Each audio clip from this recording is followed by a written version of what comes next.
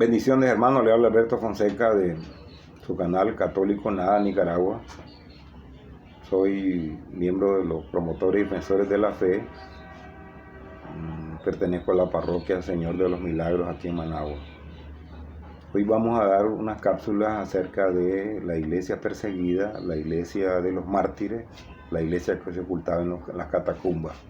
Dado de que ahora cualquier secta dice ser la iglesia de Jesucristo y saca textos bíblicos, generalmente algunos usan, como por ejemplo la iglesia que fundó el gringo Richard Spurling, saca una media docena de textos bíblicos que dice Iglesia de Dios, y no faltan tontos que le creen de que esa fue la iglesia que fundó Jesucristo, una secta fundada en 1886. Otro que usan Romanos 16 para decir que la iglesia de Jesucristo es la secta.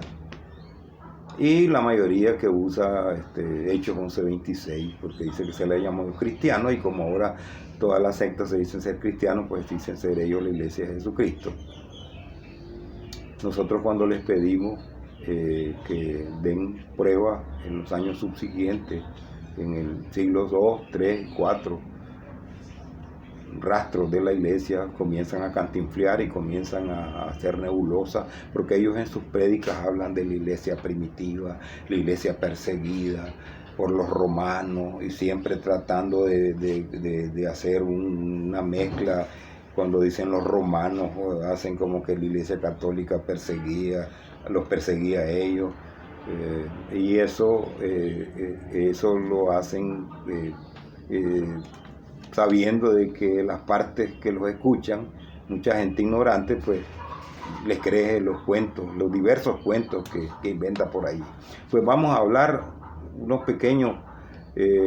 pequeñas luces acerca de las persecuciones de la iglesia, porque la iglesia nació siendo perseguida primero por los mismos judíos y luego por el Imperio Romano. La iglesia siempre nació bajo el asedio y la persecución. Vamos a comenzar hablándoles de Nerón, que tuvo el año 54 al 68, que mandó a quemar, todos sabemos que mandó a quemar Roma, una ciudad que tenía 14 distritos prácticamente.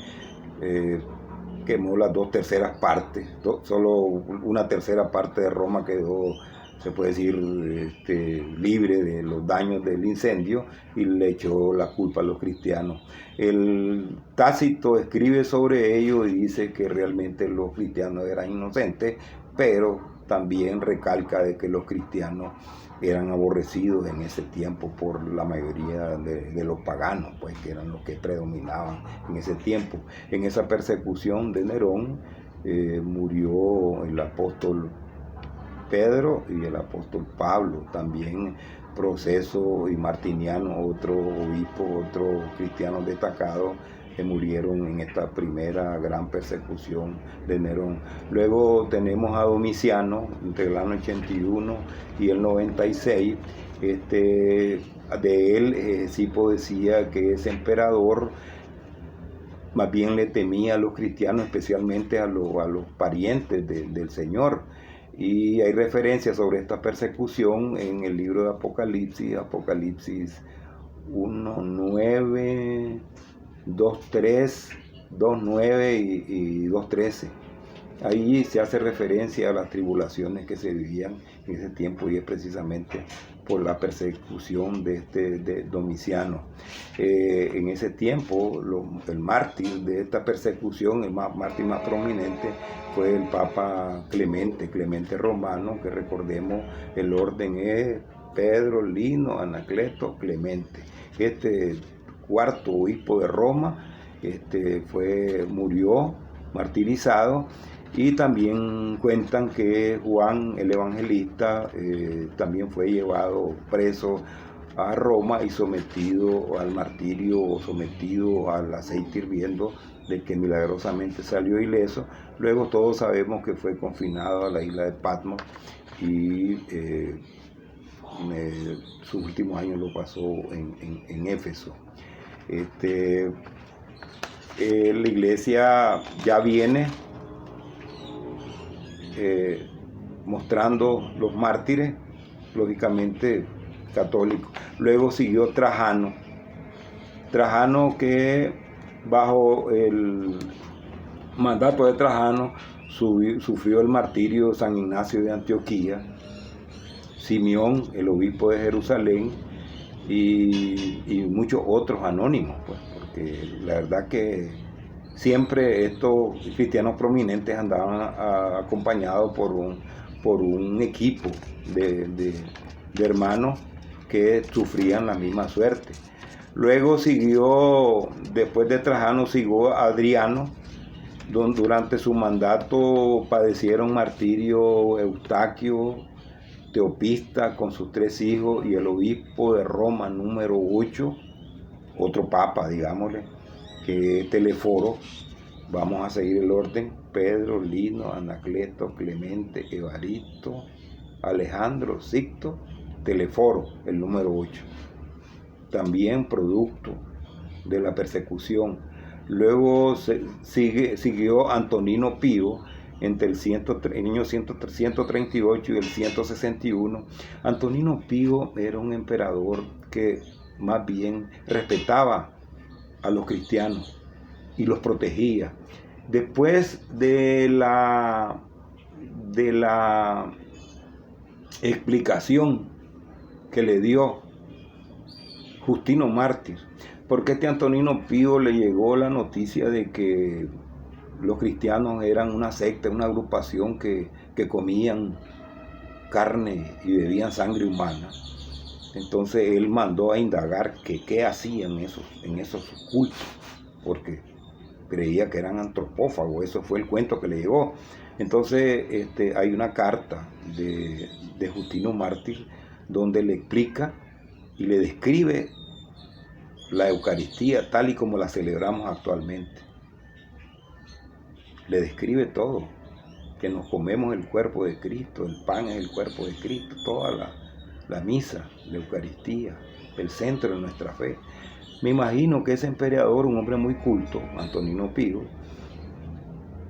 vio con asombro cuál era la creencia, como todo pagano puede haber dicho, pues estos están locos, ese es el Dios de ellos, pero son inofensivos, y más bien los vio con respeto porque no hacían escándalos ni había ninguna queja de ellos en sentido de que alborotaran a la gente.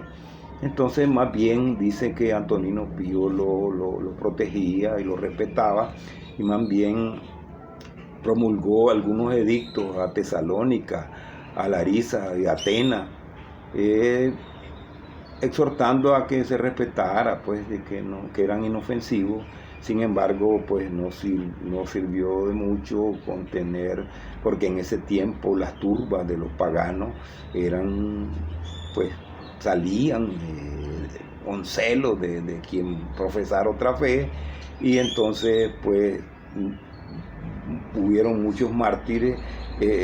O sea, esa protección o ese respeto de Antonino Pío no impidió que fueran, pues, martirizados Policarpo de Esmirna con 11 compañeros en Roma, el mismo Justino Mártir, Ptolomeo y Lucio. Entonces siguió la lista de mártires prominentes y de sus acompañantes. Después, en tiempo de Marco Aurelio, entre el 161 y el 180, habían varias calamidades que afligían al imperio, y entonces Marco Aurelio, para aplacar a los dioses, entonces pedía que se ofrecieran cultos públicos y que asistieran todos. Entonces, lógicamente, los cristianos no asistieron, y esto provocó, pues, la feroz persecución. Y, por ejemplo, en León, el obispo Fotino fue muerto, también Santo Átalo, que eran diáconos de la iglesia cristiana, y 45 compañeros. En Roma también fueron condenados muchos otros a los trabajos forzados en las minas de plomo en Cerdeña. Así que sigue la lista de cristianos martirizados por el Imperio Romano. Del año 180 al 192, con Cómodo, el emperador Cómodo, bajo el mandato de Cómodo, pues podemos decir que los cristianos se acomodaron, se sentían cómodos porque Cómodo no los persiguió, gozaron de relativa paz, estuvieron tranquilos. Esos años de persecución, desde que comenzó Nerón hasta que cesó la persecución en el año 313, se puede, sumando los años de persecución y los años de relativa paz, aunque paz completa no, pero relativa paz, 124 años de paz y 129 años de muerte, de sangre. Después, con Séptimo Severo, entre el año 192 y el 211, los primeros 10 años continuó la relativa paz, aunque no dejó de correr la sangre cristiana ustedes saben, en las cuencas del Mediterráneo, en las costas, en las regiones del imperio, en África. Allí siguieron matando a los cristianos. Entonces, lógicamente, ya después de esos 10 años, en el año 202, Séptimo Severo publicó un edicto donde prohibió rotundamente la conversión al cristianismo y prohibió la propaganda del cristianismo. Entonces, lógicamente, la iglesia, que estaba en movimiento, tuvo que sufrir martirio. Los catecúmenos y los catequistas fueron martirizados, fueron 100 los que fueron martirizados. Luego los sucesores de Séptimo Severo se mostraron pues benévolos con los cristianos, y luego Severo Alejandro, del 222 al 235, también fue benévolo y hasta introdujo una imagen de Jesucristo a su altar, a los altares le llamaban larario. Un larario era un altar privado. Entonces este Severo Alejandro, una imagen de Jesucristo la agregó a su lista de dioses paganos que tenía. O sea, la imagen de Jesucristo pasó a ser parte de su grupo de dioses en el que él creía. Así que se vivió relativa paz con él, pues. Después Máximo Tracio, del año 235 al 238, este vino con todos los fierros, sacó un edicto contra toda la jerarquía de la iglesia y condenó a muerte a los obispos. Allí también mató al papa, al obispo de Roma, Ponciano, que era el número 18, y condenó a muerte también al antipapa Hipólito. Pues lo mandó a desterrar para que muriera también a las minas de plomo en Cerdeña, y también murió al sucesor de Ponciano, que era Antero, el papa número 19, ya para el año 236. Entonces ahí vamos anotando más mártires, todo católico. Después siguió Gordiano, del año 238 al 244, también allí hubo relativa calma. Después Felipe el Árabe, del año 244 al 249, pues allí este hombre también hasta se rumoró que se convirtió al cristianismo, se rumoró que fue bautizado, se rumoró incluso que fue mandado a hacer penitencia por la iglesia, luego de que fue visto en los cultos paganos en conmemoración al milenario de la fundación de Roma, y que se sometió a la penitencia de la iglesia por obediencia, porque era cristiano. Esos son los rumores sobre ese extraño personaje, Felipe el Árabe.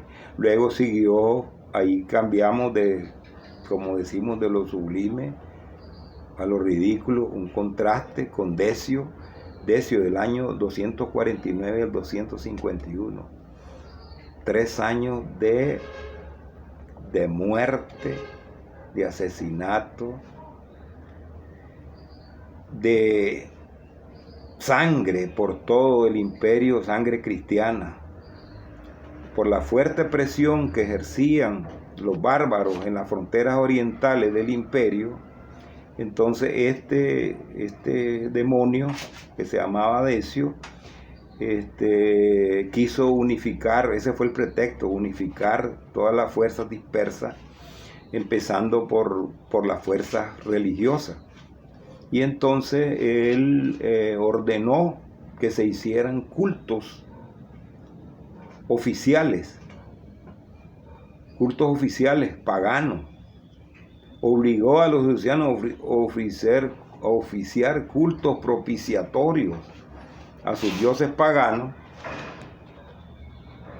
para conseguir el favor de los dioses para la protección del imperio ante el asedio de los bárbaros. Lógicamente, y quienes hicieran el culto público a los dioses paganos, se le da un certificado de adhesión a la religión pagana, al politeísmo. Y los cristianos lógicamente se negaron y fueron confiscados, torturados, desterrados a las famosas minas de plomo y también a la pena capital, trabajo forzado y la pena capital al que se les ocurría. En esta persecución de Decio fue muerto el Papa Fabián. Yo anteriormente le hablé del Papa Fabián, que fue elegido en una convocatoria, en un cónclave público, porque en ese tiempo la iglesia no tenía pues las condiciones, y fue público y en una plaza, y Fabián es un laico que fue escogido como obispo de Roma, porque se posó una paloma sobre su cabeza y lo vieron como una señal de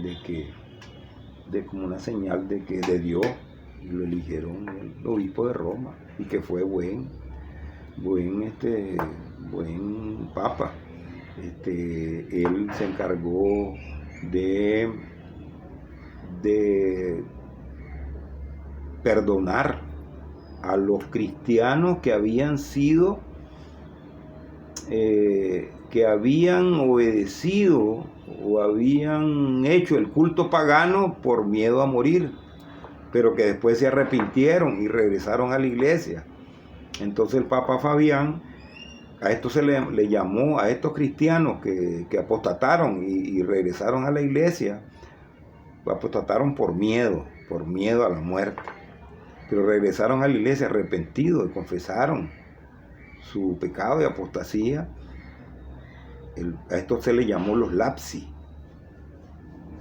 Pero el Papa Fabián tuvo problemas con algunos obispos porque no querían que la iglesia los perdonara. Pero el Papa Fabián usó su dote para explicar o para recordar que Jesucristo nos perdona siempre, 70 veces 7. Y los lapsi fueron recibidos a pesar de la reminiscencia de algunos obispos. De ahí, ¿qué sigue?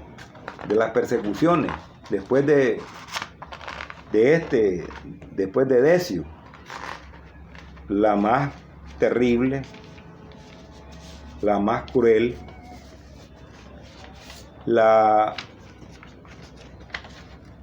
prácticamente con eso cerró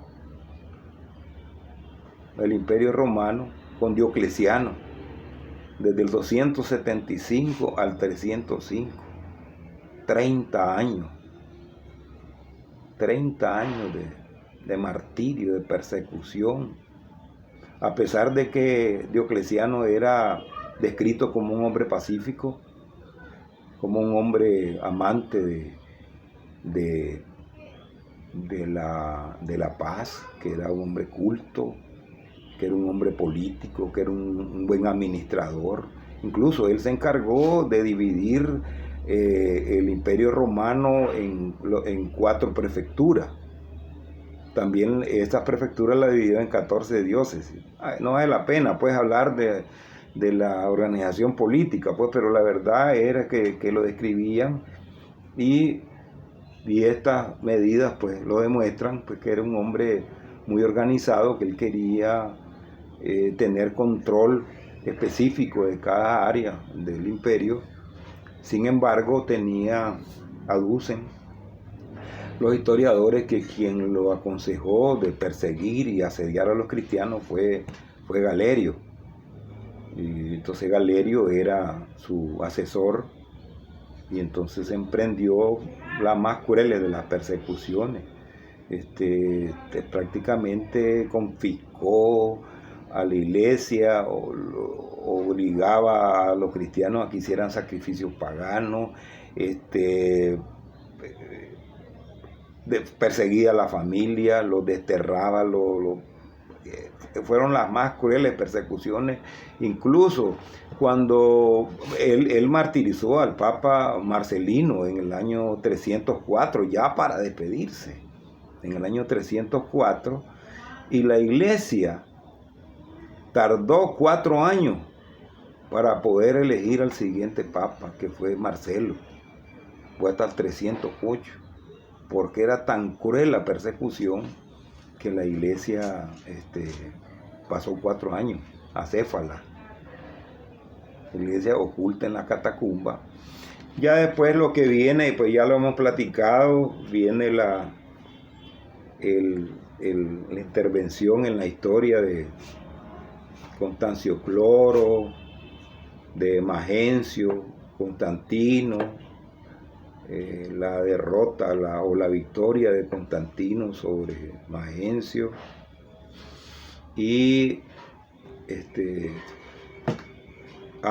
tengo que recordar que ese Galerio, que fue el asesor criminal de Diocleciano, fue el mismo que promulgó un edicto de tolerancia a los cristianos en el año 311, pero los cristianos ya sabían, tenían referencia del criminal que era, entonces no le creyeron a ese edicto de tolerancia y siguieron ocultos en las catacumbas.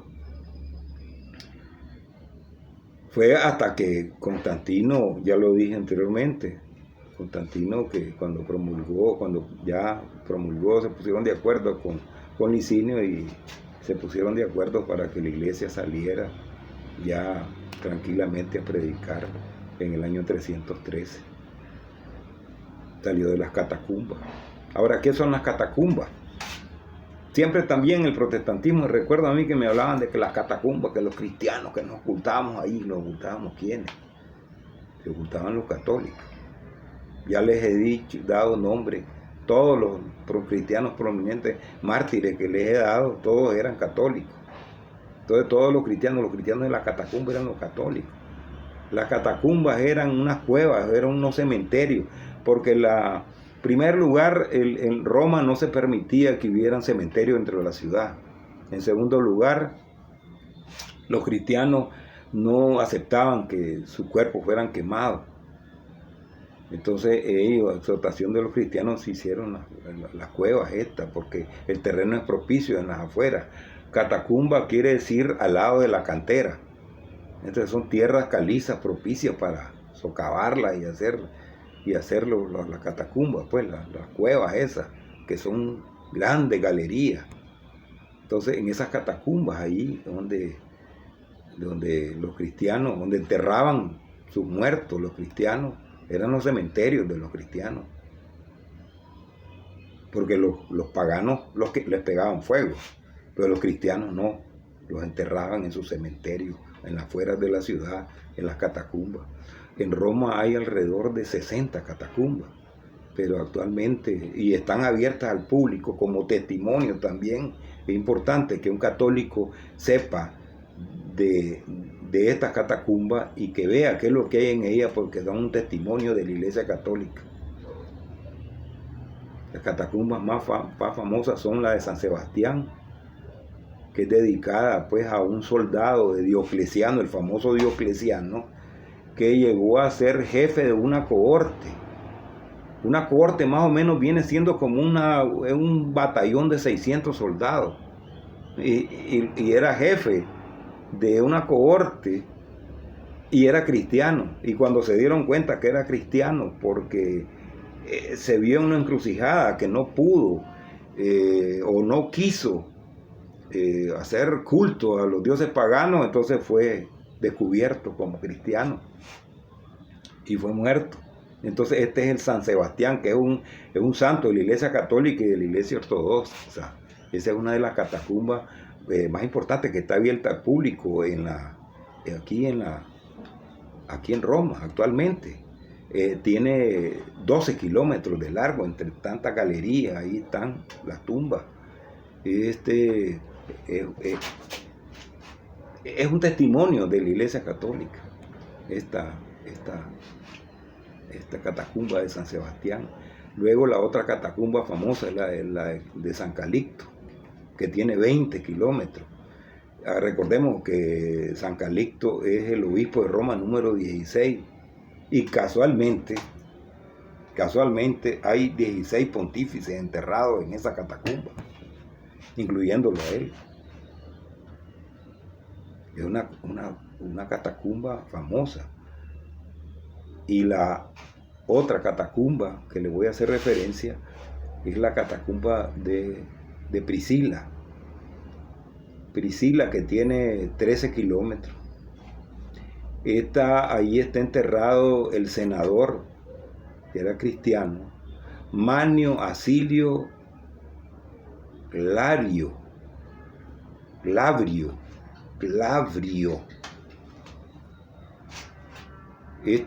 Y su mujer, que se llamaba Priscila, a ella se debe el nombre, y sus 3 hijos están enterrados ahí. Esto tiene 13 kilómetros. Y se le dice en la reina de las catacumbas, Regina Catacumburum, en latín, la reina de las catacumbas, porque esta es una catacumba muy especial, porque ahí donde hay una gran cantidad de cuadros, de frescos que muestran cuadros de la Virgen María cargando al niño, el buen pastor, cuadros de Pedro, cuadros de los magos en Oriente, cuando llegaron a recibir, cuando había nacido el niño. Esa es una catacumba preciosa, tiene 13 kilómetros y es famosa por sus frescos. Los pueden ver también en internet.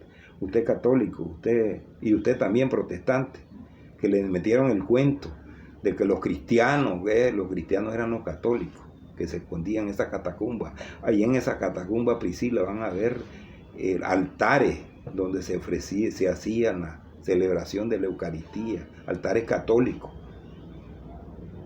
para que sepan. No hay como el culto protestante, que hay un púlpito ahí nada más al centro. No, ahí hay un altar, una mesa donde se celebra la Eucaristía. La otra catacumba, la de Domitila, tiene 15 kilómetros y fue descubierta en 1593. Esta era una hija de esta muchacha. El nombre de esto era Domitila, era la hija del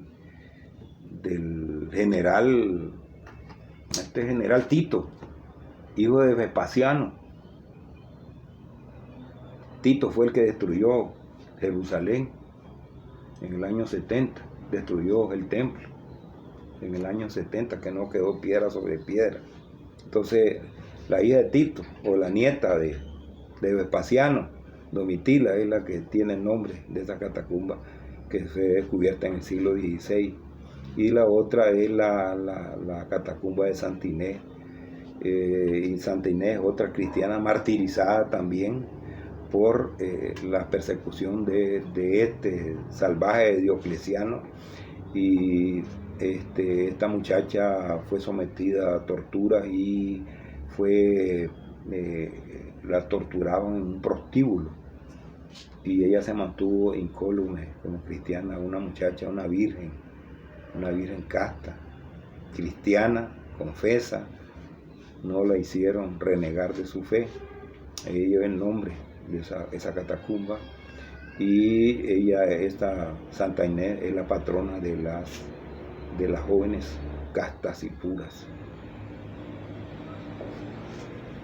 Solo quería, pues, hermanos, darles estas pequeñas cápsulas de información acerca de los mártires, información sobre las catacumbas. Todo ello es un rastro de sangre de la Iglesia de Jesucristo, la Iglesia Católica.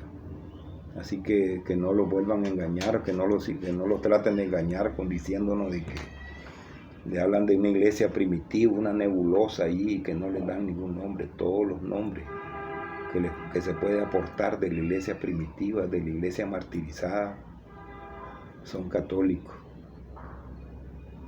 No se les olvide. La iglesia es una, y solo la Iglesia Católica puede demostrar su presencia en todos los siglos. Bendiciones para todos.